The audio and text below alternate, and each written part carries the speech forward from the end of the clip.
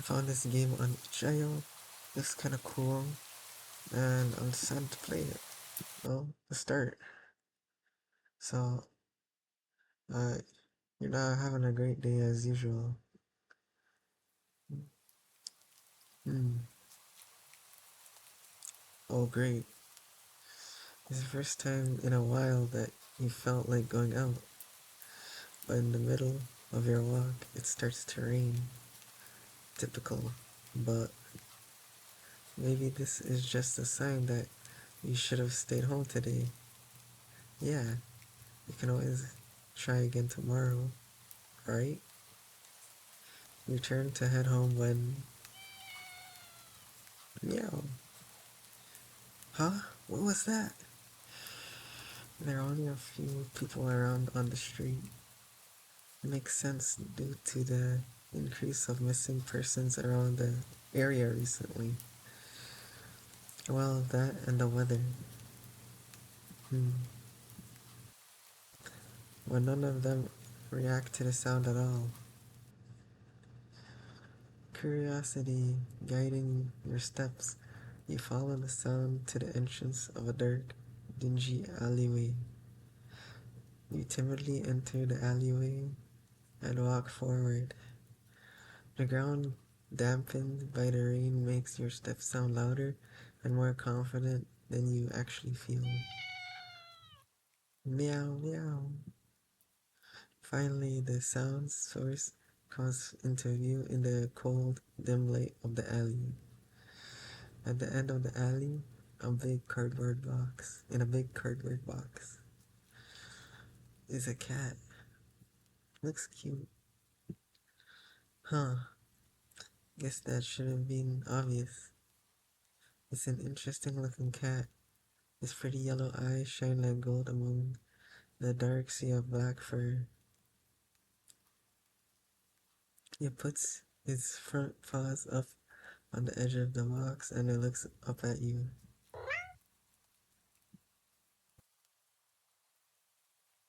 Hmm, so cute. See, I knew. And it definitely knows it. I never had much of an opinion one way or another about cats before. But they're all like this one. It's a shock they haven't already found a way to rule the world. You don't think you'd mind bowing down to a feline overlord. Look around the alley with a small frown. Who leaves a cat in a cardboard box these days, anyways? Wouldn't they just jump out and leave the box eventually? The cat doesn't answer you. Obviously.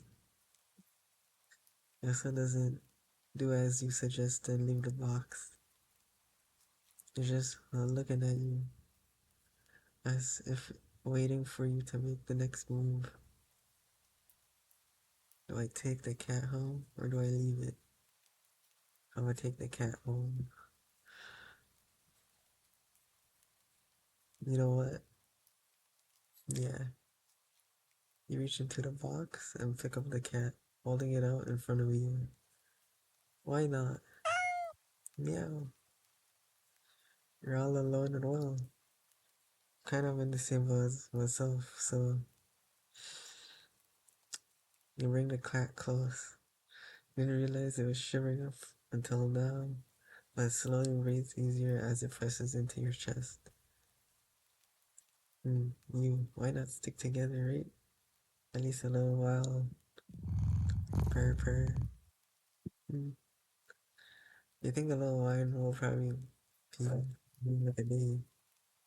We'll be responsible and take it to a shelter tomorrow. But for now, let's get out of the rain, okay? Yeah. Stop by a small local pet store for some cat food, then head back home. You live in a modest apartment, one bedroom, one bathroom, one you living alone in it. So it feels weird having another living being inside it after so long. even if it's just a cat.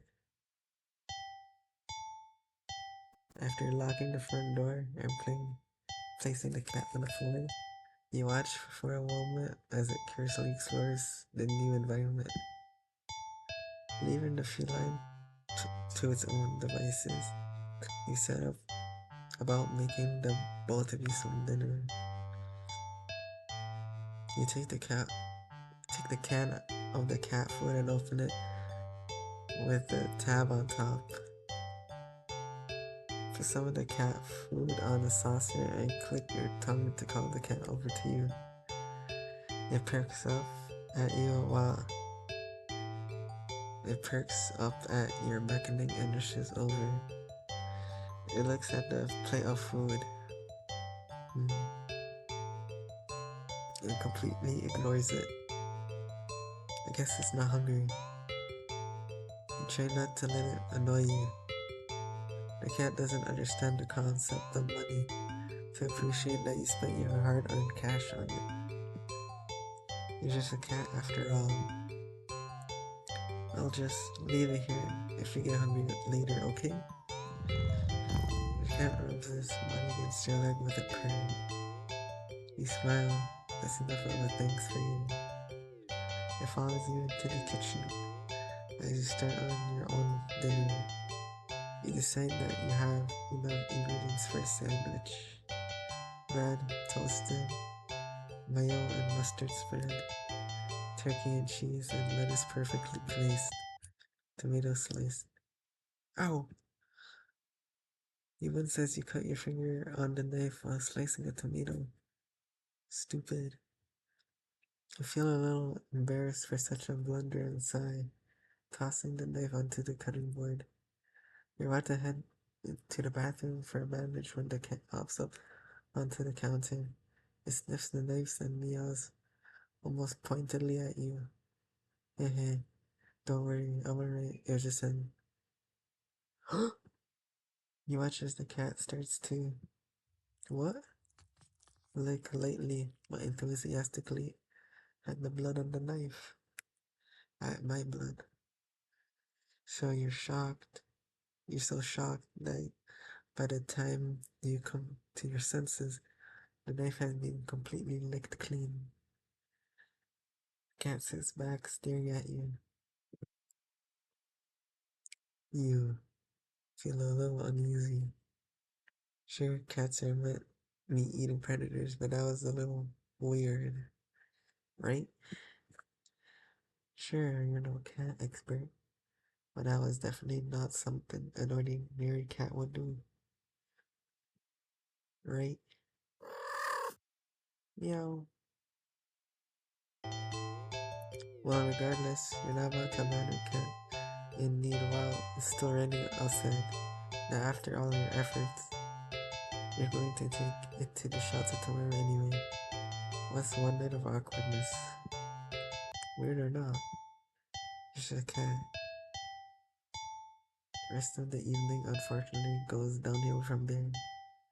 Even after covering up your fingers cut with a bandage, the cat keeps trying to look at the wound while eating your sandwich, while cleaning up the kitchen, while trying to watch TV. You gently push it away every time. You're starting to get worried at the strange behavior. What if it got a taste for blood and it thinks you're food now? You're not sure what you'll do if it starts getting more aggressive. You keep thinking about the cat freezing in the corner, untouched. Meow, meow, meow. Ugh, come on, enough already. You shove it away a little more forcefully this time out of annoyance. You feel bad immediately, but before you can do anything, the cat meows sharply at you and dashes off around the corner into the hall. You sigh deeply. At this point, you're still worried about going to take a bite out of in your sleep. Maybe a vet will have an idea on how to calm it down. You can only hope. You don't have many other options other than tossing the cat out in the rain. After finding the number on a local vet, you pick up and what? The lights just went out? Great, just great. The rain must have knocked the power. You check your cell phone only to find out it's out of battery. You must have forgotten to charge it before leaving earlier. The outing has been so spur of the moment that I had no doubt messed with your usual routine. You grab a flashlight and turn it on. It's quiet, too quiet. Then the rain stopped. But then, why did the power go out? You look outside. The sky's pitch black. What time is it? You turn to check the clock. What? The cat sits on top of your digital clock staring at you. Thinking now, you realize the clock shouldn't be working at all. With the power outage, but the numbers are lit up. And they're going haywire. The cat stares at you, completely still. You think it was a statue if you didn't know any better. It's not giving off any indication that it's alive. It's not blinking. It's not even breathing, but its eyes just staring. This isn't normal. You're afraid. You want to run, but you're afraid of letting the cat out of your sight. You consider tossing the cat out after all, but as soon as the thought enters your head, you feel a sharp urge to vomit. Those eyes, his eyes hold you still, even with your flashlight trained on it. His pupils are large, round, inky. The flashlight flickers, and then it goes dark, and the cat is gone. Fear immediately grips your mind, the silence punctuated with the rapid pumping of your blood, and your heart is overwritten as your ears slowly start to pick up the sound of static all around you. How is the clock working with no power? You don't know why such questions matter at this moment, but you feel as if the answer will make sense out of everything that's happening. That order will be restored. Hmm. But no answer came to mind. You back away from the clock and feel as if the air itself coils tightly and abruptly in response, like a predator prepared to pounce, but waiting for your next move. But you're afraid to move. You're afraid to even take a breath. We can't stay still forever, right? Whatever is watching you, you can already feel its impatience. It's too eager. You don't know how you know this, but you can sense it as clearly as if it's being whispered, was playing right into your ear, right into your soul. It won't let you wait it out. Not if not that you could even try if you did. You can't stay here. You have to run. This thought, a sudden primal instinct awakens in you, making you tear yourself into a hasty burst of movement, of action. But you're so weak from that grip of fear in your mind. Your legs tangle together under your haste and you fall to the ground. Sharp pain explodes in the center of your foot. At first, you think you've broken your ankle, as something warm and wet trickles down the length of your foot, pulling underneath it. You hear the sound of metal scraping on tiles after skidding across the floor, as if it's been kicked. It's the knife. Winded from your fall, you look up in a daze and see the object glinting in a strange light coming from outside. The light pouring in from your now open front door. Thoughts of how, when, who, what in regards to your inexplicably open doors screech to a halt as your brain finally identifies the metallic object you've been staring at. It's the kitchen knife. It is still tinted red from your earlier blunder. But that's not right. Wasn't it completely licked clean by the... You gulp dryly at the pain in your foot.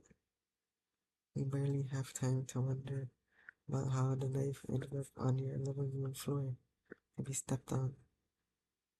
Instead of resting on your cutting board in the kitchen where you'd left it, when you spy something in the darkness just above the knife, it spies right back at you. It's the cat. A pair of glowing golden eyes come forward as the cat emerges from the shadow into the light of your doorway.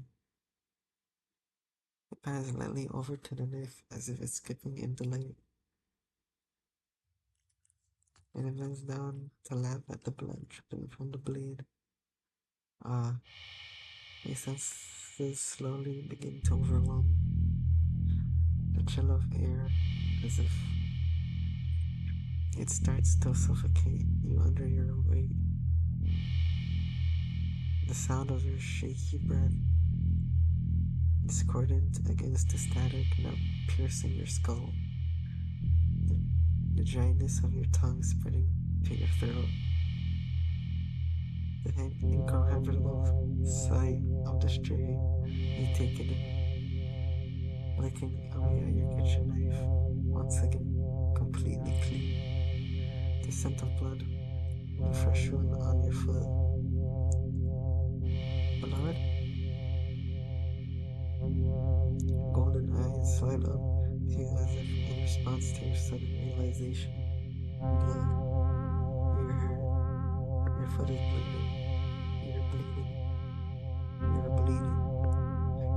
You can't barely move. Shoulders twitching as if it's just considering the act of pouncing forward. You're already on your feet and out the door. You run, or rather limp, down the empty street. The sky is black and bleeding red, but there's a strange light emitting from nowhere that casts everything into away. The houses, trees, the road, even you, everything, except your blood. But just barely glimpse the bloody imprints of your injured foot leaving your wake with every impact it makes with the ground. It hurts. It hurts. But you can't stop. You don't stop. Not when the shadow grows around you. Not when you feel the gaze of eyes all over you. Not when the road ahead of you is darkened by a long shadow of something behind you. Even then, you don't stop running, because if the cat's right there ahead of you, then what in the world is that? Look behind or run. I'm gonna look behind.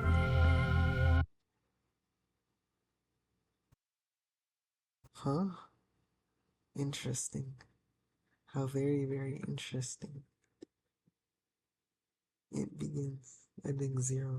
Well, this is my first video of me talking. I know it's not the best, but I'm trying, you know? Thank you for watching.